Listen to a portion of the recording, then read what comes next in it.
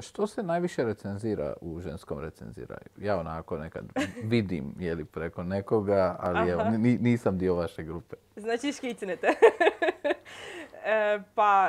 Iako najveći dio, zapravo ne mogu reći najveći dio, ali jednostavno neke teme su puno više zastupljene, tipa beauty teme, bilo to je vezano uz kozmetiku, dekorativnu kozmetiku ili nekakve takve stvari, one su najveće zastupljene, ali ima jako puno onih drugih tema koje su zapravo zanimljive, a to je do ne znam, od putovanja, pa nekakvih gastro tema, intimnih tema, do ne znam, kupila sam bijele tenisice pa su posmeđale kako da ih izbijelim, neki tips and tricks, recimo to tako.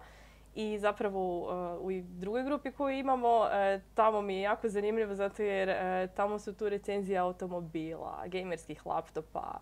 Znači, stvarno wow recenzije, tako da žene, osim što vole naravno i kozmetiku i sve to skupa, ali jako, jako volimo i nekakve druge korisne stvari koje nužno nisu vezane uz kozmetiku.